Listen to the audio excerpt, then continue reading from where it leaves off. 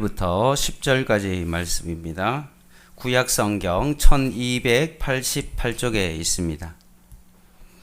요나 2장 1절부터 10절까지 말씀 한 절씩 교독하겠습니다. 2장 1절 제가 먼저 읽겠습니다. 요나가 물고기 뱃속에서 그의 하나님 여호와께 기도하여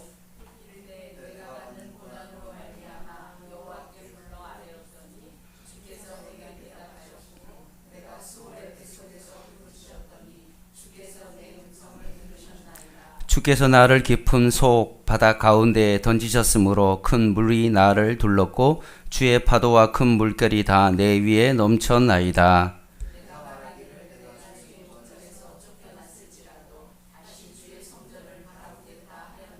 물이 나를 영혼까지 둘러싸우며 기품이 나를 에워싸고 바다풀이 내 머리를 감쌌나이다.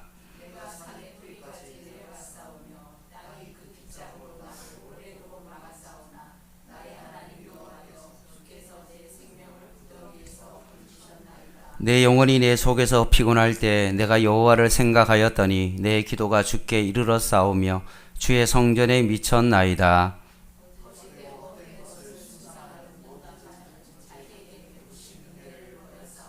나는 감사하는 목소리로 주께 제사를 드리며 나의 소원을 주께 갖겠나이다. 구원은 여호와께 속하였나이다 하니라.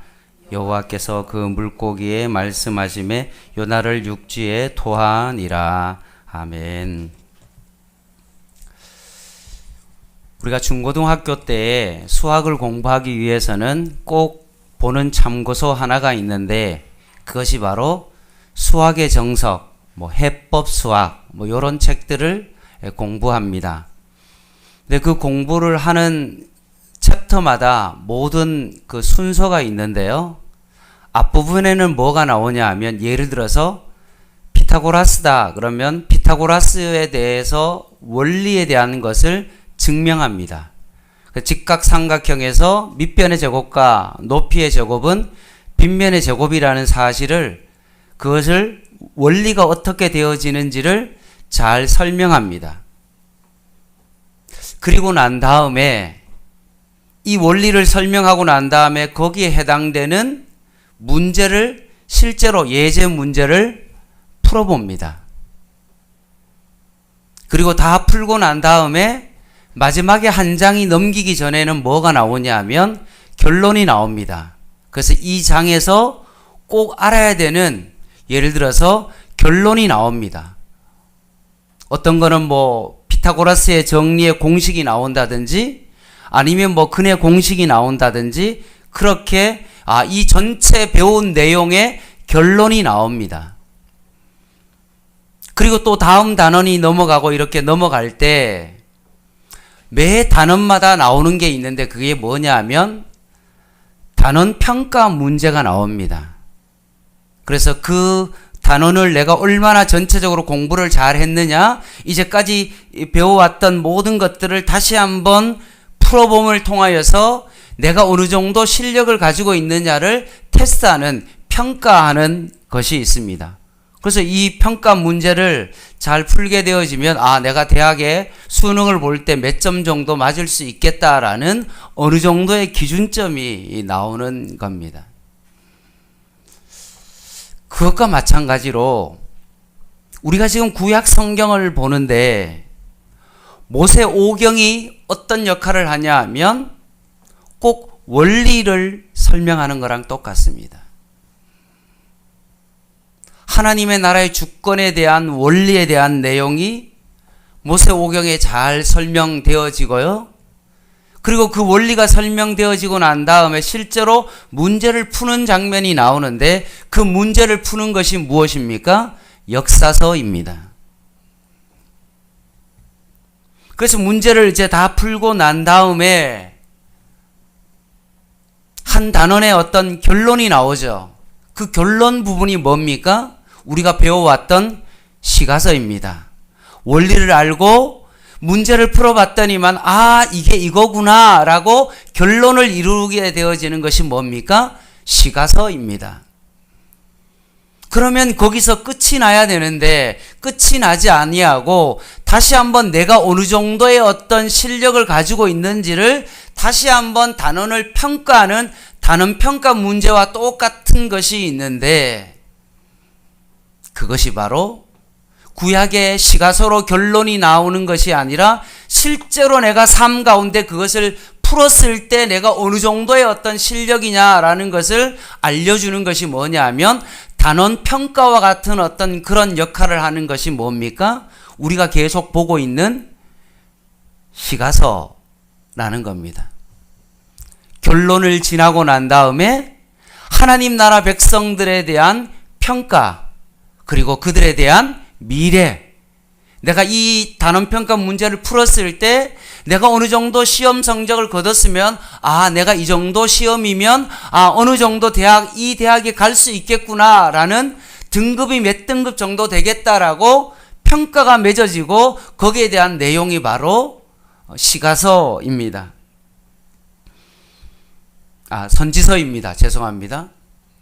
그래서 우리가 선지서를 이제까지 쭉 보지 않았습니까? 그래서 전반부는 뭡니까? 하나님 나라의 백성들에 대한 평가죠. 그래서 평가를 했을 때 하나님께서 바라보시기에 어떻습니까? 이스라엘 백성이 늘 실패하죠. 우상 숭배하고 바알을 섬기고, 결론은 났지만 내가 하나님을 믿는 백성으로 이렇게 살아야 되겠다라는 결론은 났지만, 그럼에도 불구하고 실제 살아가면 세상 사람들과 별로 다르지 않은, 꼭 고멜과 같이 호세아 선지자를 만나기 전에도 가늠한 여인이었고, 만나면 좀 바뀔 줄 알았는데 여전히 정말로 가늠한 여인으로, 부정한 여인으로 살아가는 하나님 나라에 대한 어떤 백성에 대한 신랄한 하나님의 평가가 이루어지죠. 근데 거기서 끝나는 것이 아니라 이스라엘 백성의 실패뿐만 아니라 이 실패를 통해도 실패하는 백성의 삶을 하나님께서 포기하지 아니하시고 끝까지 하나님께서 이스라엘 백성을 인도하신다라고 말하는 것이 바로 새 언약이고 새 소망이다 라는 거죠. 이게 선지서의 어떤 전체적인 내용이다라고 보시면 됩니다. 그래서 선지서는 주로 하나님께서 말씀을 통해서 이스라엘 백성을 평가하죠. 그리고 미래에 어떻게 메시아를 통해서 하나님의 나라가 이루어질 것에 대한 미래요, 소망을 다루고 있다라고 그렇게 보시면 됩니다. 선지서를 보면 하나님의 백성이 가나안 땅에 살아가면서 하나님의 말씀의 기준에 비추어 보아서 하나님의 주권을 인정하지 않음으로 말미암아 이스라엘 백성이 어떻게 되어집니까? 땅을 빼앗기고, 하나님께서 허락하시 주신 그 땅을 빼앗기고, 실패의 역사가 바로 이스라엘의 역사인데, 그 실패의 과정을 선지자를 통해서 계속 책망하지만 책망에만 그치는 것이 아니라 하나님께서 또 다른 하나님의 소망으로 그들을 인도해 가신다라는 것이 바로 선지서의 내용입니다. 그래서 우리가 살펴봤던 에스겔도 마찬가지였고, 이사야도 마찬가지였고, 대선지자인 예레미야도 마찬가지였고, 우리가 살펴보는 우리 소선지서 호세아, 요엘, 아모스, 오바댜까지 살펴봤죠. 다 이 내용들이 제가 말한 전체의 어떤 내용으로 두 부분으로 나눠지는 이스라엘의 실패와 회복, 소망, 이 두 가지의 어떤 그런 축으로 모든 선지서가 그렇게 기록되었다라고 보시면 됩니다. 평가와 미래, 소망, 요 두 가지의 단어를 우리가 꼭 기억해야 합니다. 그런데 이제까지 제가 선지서를 쭉 설명하면서 이런 이스라엘의 어떤 실패한 어떤 참담한 어떤 죄의 참상에 또 다른 하나님의 소망이라는 이 두 가지가 계속 축으로 온다 그랬는데, 제가 다니엘 할 때만큼은 어떠했습니까? 이게 다니엘이 선지자도 아닌데도 불구하고 선지서에 들어와 있고 이제까지 선지서의 어떤 그런 형태 폼과는 전혀 다른 어떤 형태로 다니엘서가 구성되어졌다라고 말합니다. 그래서 다니엘의 내용이 뭡니까? 다니엘과 세 친구들의 뭡니까? 이야기죠. 그들이 어떻게 이방 땅에서 믿음으로 이겨낼 것인가에 대한 어떤 그런 내용입니다. 그래서 이제까지 선지서는 선지자들의 어떤 메시지가 나오고 그들의 참상을 막 고발하고 그 상황 가운데 또 다른 하나님의 소망과 미래와 언약에 대한 관점에서 그것을 주는 것이 아니라 다니엘과 세 친구들의 이야기를 통하여서 다니엘이 받았던 어떤 계시의 말씀이 기록되어집니다. 이게 선지서의 어떤 대부분의 폼과는 조금 비껴난 어떤 것인데 그것이 다니엘서죠. 이것과 마찬가지로 오늘 우리가 읽은 이 요나도 일반적인 선지서의 어떤 그런 정형화된 어떤 형태에서 벗어나서 다니엘과 같이 조금 다른 형식으로 오늘 본문이 이루어지고 있다는 말씀입니다. 요나서는 우리가 어렸을 때부터 주일학교 만약에 다녔었던 분들은 너무나 잘 알고 있죠. 물고기 뱃속에 막 들어가고 요나가 기도하는 어떤 그런 것들 너무나 특이해서 구연 동화라든지 뭔가 선생님들이 막 설명해 주는 어떤 그런 것들 때문에 우리의 기억에 정말로 많이 남는 것이 요나입니다. 자, 다니엘과 비슷한 성격의 선지서다라는 것으로 정리하고 난 다음에 요나서를 같이 보도록 하겠습니다. 요나서의 제목을 이렇게 정의 해보겠습니다. 같이 읽어볼게요. 제목 시작. 열방에 대한 하나님의 사랑. 주제부터 다르잖아요. 그죠? 이스라엘 백성에 대한 징계와 회복. 계속 선지서는 계속 그렇게 나왔잖아요. 근데 지금 요나는 벌써 제목부터 어떻습니까? 완전히 다르잖아요. 열방에 대한 하나님의 사랑이다 라는 그런 제목을 제가 붙였습니다.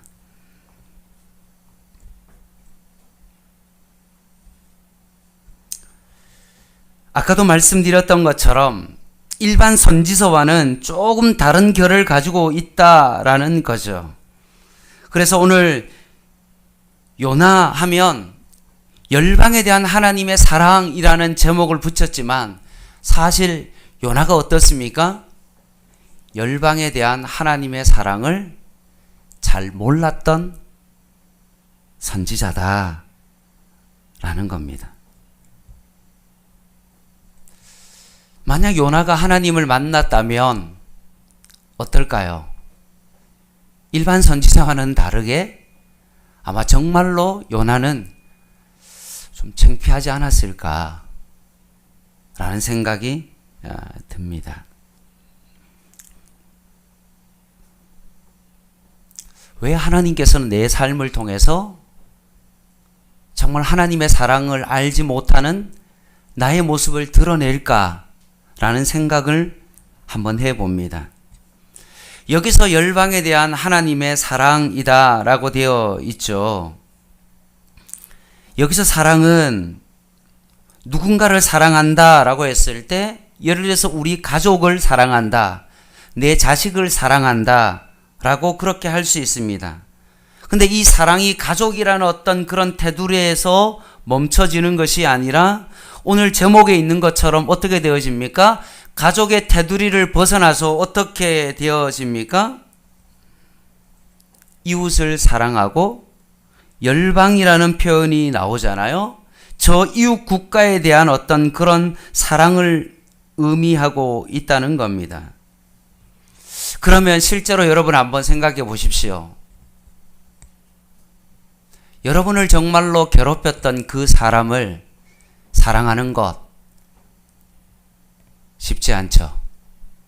권여원 전사님 군대에 있을 때 사무장님 고개를 흔드네요. 정말로 어렵죠. 인격적으로 대접하지 않는 어떤 그 사람을 사랑한다는 것, 정말 쉽지 않은 겁니다.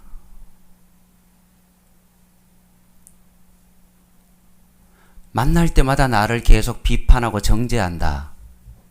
근데 그 사람을 내가 사랑한다. 그거는 정말로 쉽지 않을 거라고 저는 생각이 납니다.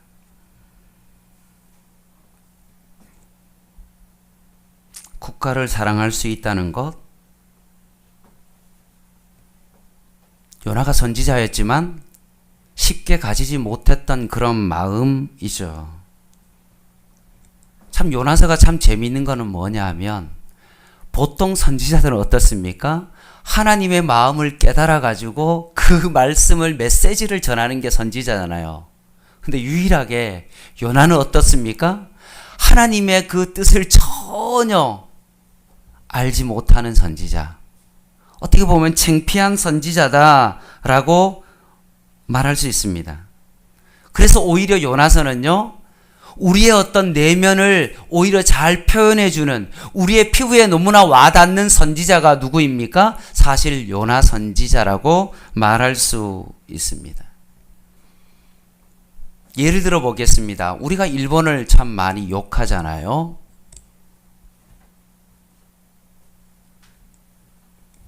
옛날에 뭐 위안부 사건도 있고 일제 35년의 어떤 그런 속박도 있고 우리나라의 민족 정신을 말살한 어떤 그런 것들 때문에 한일 감정이 생각보다 좋지 못하잖아요. 근데 우리는 어떻습니까? 과거에 어떤 그렇게 했지만 사실 지금도 우리가 그들과의 관계 속에서 계속해서 과연 미워해야 될까? 라는 거죠. 실제로 그럼에도 불구하고 우리는요, 일본의 선교사님을 많이 보내잖아요. 한국의 많은 분들이 일본 선교사로 가기도 하지 않습니까?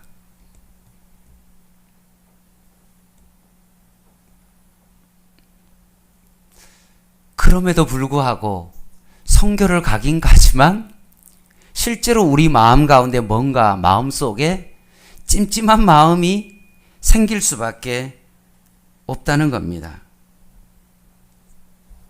오늘 요나가 이 느느웨에 대하여 하나님의 말씀을 전하라고 했을 때 가지 못했던 이유가 하나 있습니다. 왜냐하면 설명을 좀 드려야 되는데 북이스라엘을 계속 괴롭혔던 국가가 있는데 그 국가가 누구냐면 아수르예요. 그 아수르의 수도가 니느웨거든요.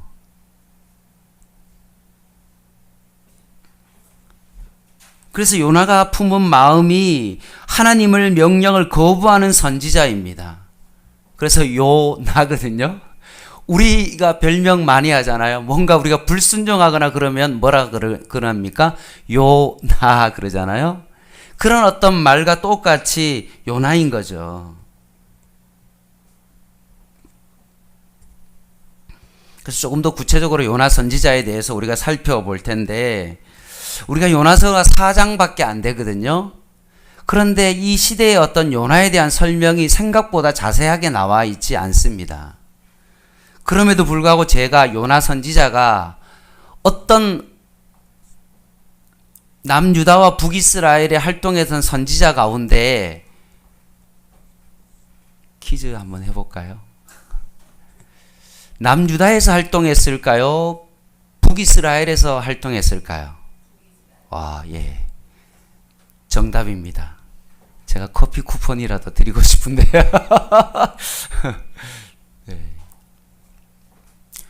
호세아, 아모스, 요나 세 선지자가 북이스라엘에 활동했던 선지자이거든요. 근데 요나는 사실 아수르 니느웨에서 사실 외쳤기 때문에 사실 북이스라엘에서 활동했던 선지자라기보다는 실제로 북이스라엘에서 활동했던 선지자는 소선지자 가운데 호세아, 요엘 건너뛰고 아모스 두 선지자죠. 그러니까 이 요나가 활동했던 그 시기는 아마 8세기경 여로보암 2세가 아주 강성했던 어떤 그때 북이스라엘이 멸망하기 어떤 직전의 상황이죠. 그러니까 늘 북이스라엘에게 활동했던 선지자인데 아수르가 계속 와서 괴롭히니까 마음이 어떨까요? 일제 35년의 일제 치하에서도 일본의 그 압제 가운데 우리가 너무나 막 분노하고 그러는데 요나의 마음도 사실은 그렇지 않을까요? 더구나 요나는 12지파 가운데 결국 위쪽에 보면 스불론이라는 어떤 그런 지역에서 요나가 태어났거든요. 그러니까 아수르와 너무나 맞닿아 있는 어떤 그런 지역에서 태어나가지고 예를 들어서 농사만 지으면 쳐들어와가지고 다 빼앗아 가버리고 엄청난 만행을 저지르고 어떤 그러잖아요. 전쟁하면요.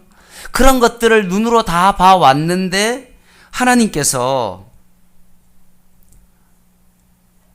아수르를 니느웨를 사랑하라고 명령하니까 참 요나의 마음도 쉽지 않았겠다라는 생각을 해봅니다. 그리고 우리가 이사야 그러면 이사야가 뭐 어떻게 살았다라는 그런 이야기는 사실 잘 모르잖아요.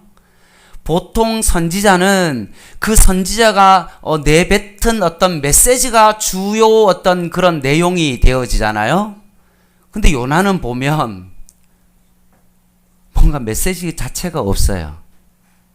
결국 이야기거든요. 그 요나가 던지고 싶은 것은 어떤 다른 선지자와 같이 메시지를 통하여서 뭔가 이스라엘 백성에게 전하는 것이 아니라 요나는 자신의 삶을 통해서 하나님의 뜻을 전하는 선지자였다라고 그렇게 보면 됩니다. 그래서 한마디로 말하면 하나님께서는 온 세계를 다스리시고 특별히 하나님은 아수르 이방의 강한 그런 나라도 하나님께서 구원하실 것이다 라는 그 메시지를 요나의 삶을 통해서 하나님께서 지금 드러내고 계신다 라고 보시면 정확합니다. 자, 구체적으로 한번 살펴볼게요. 앞에 스크린에 보면 1장에 보면 한번 같이 한번 읽어볼까요? 시작. 아수르의 수도 니느웨에 대하여 말씀을 전하라 라고 명령을 받습니다. 여러분 갈 수 있겠습니까? 쉽지 않죠. 건현 전사님 군대 한번 자운교회 다시 가라고 그러면 갈 수 있어요, 없어요? 못 가죠. 못 가요. 너무 어려운 마음의 상처가 있기 때문에 못 갑니다. 어려워요. 진짜 어렵습니다.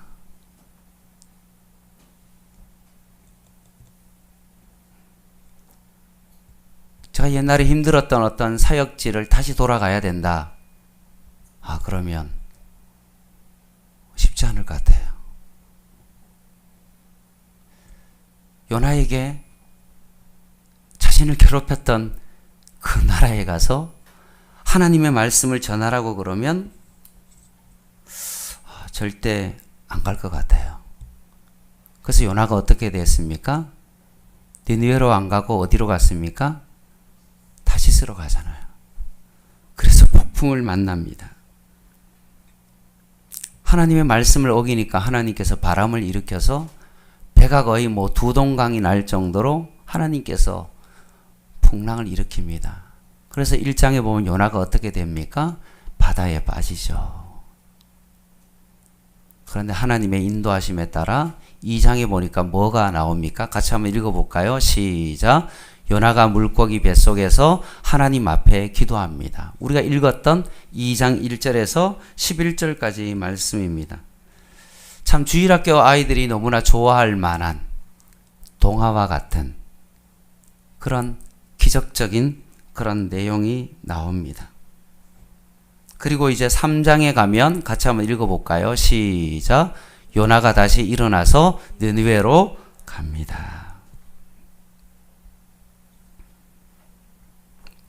그러면 3장에서 끝나야 되잖아요. 그죠? 3장에서 끝나야 됩니다. 그래 해피엔딩이죠. 그죠? 하나님 말씀에 불순종해가지고 딴 길로 갔는데 하나님께서 쳐서 다시 원상복귀를 하게 해가지고 가라는 그곳에 가서 복음을 전하고 결국은 끝이라고 해피엔딩이 끝나야 3장으로 해서 딱 끝나는 게 뭔가 좀 깔끔하죠. 근데 3장이 있는 게 아니라 4장이 나와요. 이게 백미죠.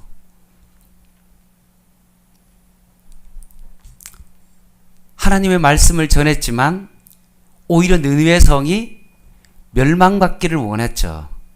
한 사람도 안 돌아오기를 바라고 에이 설마 라고 했는데 느니웨가 회개하고 돌아오는 어떤 그 과정을 보면서 하나님께서 온 세상을 주관하시고 사랑하시고 구원하신다는 것을 요나가 하나님 찬양합니다. 제 생각과는 다르게 하나님께서 정말 열방의 하나님이 되시고 이스라엘의 어떤 구원을 통하여 열방까지도 구원하시는 하나님을 찬양합니다 라고 그렇게 해야 되는데 오히려 4장에 보면 뭐가 나옵니까? 요나가 불평하죠. 원망합니다. 그래서 하나님께서 어떻게 합니까? 박넝쿨을 벌레를 통해서 갉아먹게 하죠. 그렇게 어떻게 합니까? 햇빛이 머리 위에 막 드니까 요나가 막 짜증내죠. 하나님 왜 그러십니까? 라고 그렇게 합니다. 그래서 마지막에 11절 12절 한번 볼까요? 4장 10절 11절 같이 한번 읽어보겠습니다. 시작. 여호와께서 이르시되 내가 수고도 아니하였고 재배도 아니하였고 하룻밤에 났다가 하룻밤에 말라버린 이 박넝쿨을 아꼈거든. 하물며 이 큰 성읍 니느웨에는 좌우를 분별하지 못하는 자가 12만여 명이요 가축도 많이 있나니 내가 어찌 아끼지 아니하겠느냐 하시니라.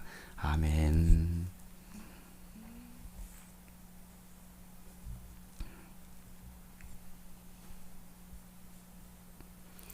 하나님이 온 우주를 창조하신 하나님께서 누구는 구원하고 누구는 구원하지 않는다는 것은 말이 되지 않는 겁니다. 하나님의 마음은 그렇지만 그럼에도 불구하고 우리의 마음은 어떠합니까? 요나처럼 하나님의 마음을 우리가 잘 모를 때가 너무나 많죠. 그래서 오히려 내가 싫어하는 사람을 통해서 나의 죄를 하나님께서 드러내는 그런 경우가 참으로 많은 거죠.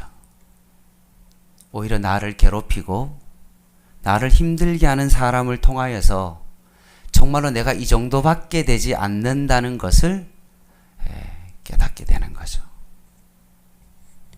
그래서 그런 경우가 참 많이 있어요. 지난번에도 말씀드렸지만 제가 교육자를 옮기면서 한 번도 교육자랑 다투거나 뭐 이렇게 언성이 높거나 그런 적이 한 번도 없거든요.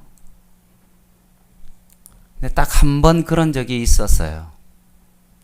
왜냐하면 서로 이야기하고 상의해가지고 어떤 일을 결정하면 되는데 본인이 신학교를 먼저 나오고 나이가 많다는 이유로 그냥 계속 나이로 그냥 밀어붙이는 거예요. 아, 이것 좀 해달라. 계속 그러니까 제가 순간적으로 화가 났어요. 그래서 몇 번이고 제발 어떤 일을 할 때 서로 좀 이야기하고 소통하고 미리 알려주면 내가 이렇게 하겠는데 갑자기 내일 돼서 청년부 사람을 동원해 달라고 갑자기 그러면 내가 어떻게 갑자기 사람을 동원하냐. 최소한 일주일 전에 이런 행사를 하니까 청년부 이렇게 좀 도와달라고 그러면 미리 리더들에게 잘 이야기해가지고 잘 준비할 텐데 왜 갑자기 그냥 뭐 그렇게 말을 하면 내가 어떻게 할 수가 없다. 이렇게 하면 선배가 말하는데 뭐를 토를 다냐고 막 그래가지고 제가 한번 뭐 싸운 건 아니고요. 소리를 한번 질렀습니다.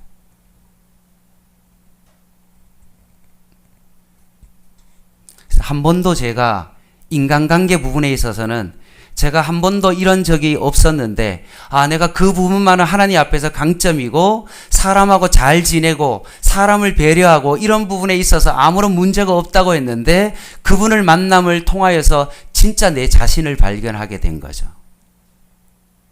야, 진짜 사람을 사랑한다는 게 정말 쉽지 않구나. 내가 잘한다고 해도 그럴 수 없는 어떤 그런 상황이 생길 수 있구나 라는 생각을 하는 겁니다. 그래서 결국은 아수르를 통해서 저는 요나 자신의 어떤 그 본성을 하나님께서 그 죄성을 하나님께서 다 드러내셨다라고 저는 봅니다.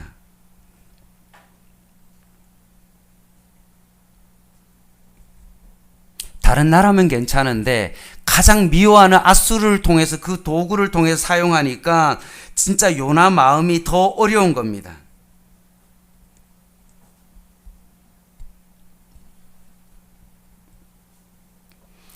분명히 이사야 선지자와 미가 선지자를 통해서 하나님은 아수르를 통해서 그것을 도구를 통해서 구원할 것이고 하나님께서 회복할 것이다 라고 하나님께서 말씀하셨거든요. 그럼에도 불구하고 실제로는 그렇게 일이 일어났을 때 내 마음으로는 못 받아들이는 거죠. 요나처럼. 사랑해야 되는 것은 너무나 잘 아는데 실제로 마주쳐 버리니까 어떻습니까? 마음이 너무나 어려운 거예요. 기도할 때는 하나님 사랑하게 해주세요. 정말로 내가 열방을 향하여 사랑하게 하시고 원수까지도 하나님 사랑하게 해주세요라고 그렇게 기도했지만 실제로 맞닥뜨리고 일해보고 뭔가 하려고 그러면 어떻습니까? 계속해서 마음이 어려운 거예요. 그게 바로 요나의 마음이라고 보시면 됩니다.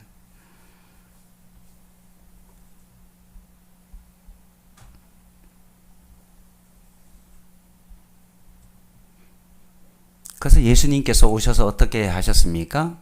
유대인과 이방인을 완전히 하나 되게 하신 거죠. 그래서 저는 이 요나서를 통해서 구약 말씀을 통해서 벌써 하나님께서 이방 선교를 향한 하나님 아버지의 마음이 이 요나서를 통해서 하나님께서 우리에게 가르쳐 주신 거죠. 너가 참 마음으로 참 어려워하고 이스라엘을 통해서 분명히 아수르가 도구고 그들을 통해서 구원하고 뭔가 하나님의 회복이 일어날 것은 알지만 그럼에도 불구하고 내 자신의 연약함 때문에 실제로 그것이 내 안에 드러나는 어떤 죄성을 통하여서 우리의 힘으로는 그것이 불가능하지만 예수 그리스도를 통해서 내가 유대인과 이방인이 하나가 되어지는 하나님의 놀라운 은혜가 거기에 나와 있는 것입니다. 말씀을 마무리하겠습니다.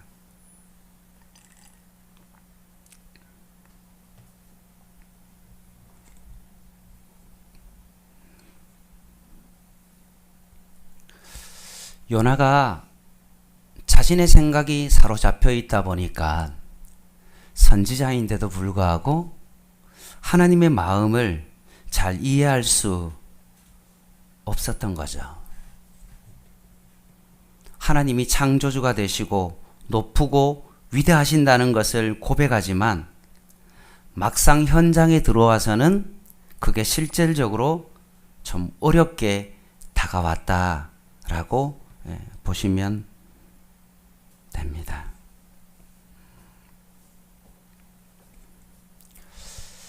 따라서 이 요나 말씀을 통하여서 내가 정말로 사랑하기 어떤 힘든 이웃, 국가, 그리고 이웃 나라에 대하여서 혹시나 그런 마음이 들 때마다 우리는 어떤 생각을 해야 되냐? 이방 나라를 통해서 하나님께서 내 마음을 다시 한번 돌이킬 수 있도록 하나님께서 하신다. 내가 마음이 어려운 그 마음의 그 모습을 바라보면서 겉으로는 정말로 나이스하고 뭔가 정말로 관계를 잘 맺고 정말 이웃을 사랑하고 그런 모습으로 비추어지지만 실제로 내 내면 가운데 내 생각이 너무나 사로잡혀 가지고 사랑할 수 없는 어떤 내 내면의 어떤 마음들을 바라보면서 다시 한번 내가 내 죄성을 하나님께서 드러내실 때, 아, 정말로 그렇구나. 나는 절대로 사랑할 수 없는 어떤 그런 사람이지만 정말로 하나님께서는 예수 그리스도를 통해서 유대인과 이방인을 하나 되게 하시는 하나님의 놀라운 사랑이 내 안에 있구나. 내가 사랑할 수 있는 유일한 방법은 오직 예수 그리스도의 십자가밖에 없구나. 하나님께서 나를 이것을 통해서 또 깨닫게 하시고 내 자신을 보게 하시고 하나님 아버지의 마음을 깨닫게 하신다는 것입니다. 이 요나 말씀을 통하여서 양문교회가 우리 안에 머물러 있는 어떤 그런 교회가 아니라 다시 한번 선교적인 교회의 사명을 한번 다시 한번 잘 새겨보시고 우리의 형편과 처지와 그런 것들만 바라보지 마시고 하나님 아버지의 마음이 어떤지를 다시 한번 우리의 마음을 말씀의 기준에 비추어서 하나님의 사랑을 더 깊이 바라보는 저와 여러분 되시기를 주님의 이름으로 간절히 부탁을 드립니다. 기도하겠습니다.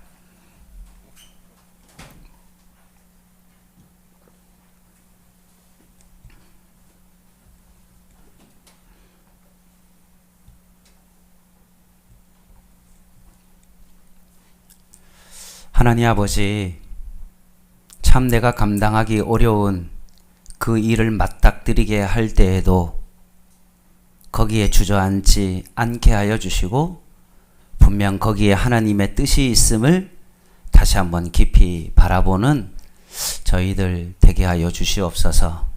사랑할 수 없는 사람을 만났을 때 분명 거기에 하나님의 뜻이 있음을 보게 하여 주시고 우리 가족 안에 머물러 있던 우리의 신앙에서 벗어나 열방을 향한 하나님의 사랑을 깨달아서 오늘도 이 저녁에 나라와 민족을 위하여 더 기도하게 하여 주시고 이방 선교를 바라보며 요나처럼 다시 한번 우리 자신을 깊이 바라볼 수 있는 저희들 되게 하여 주시옵소서. 오늘 이 저녁에 소수의 무리가 하나님 모였습니다. 분명 여기에 하나님의 깊은 뜻이 있고 우리를 이곳으로 기도하는 장소로 부르셨사오니 이곳에서 다시 한번 우리가 합심하여 기도하여 하나님의 그 사랑과 열방을 향한 하나님의 뜻을 깊이 깨달을 수 있는 은혜의 시간 되게 하여 주시옵소서.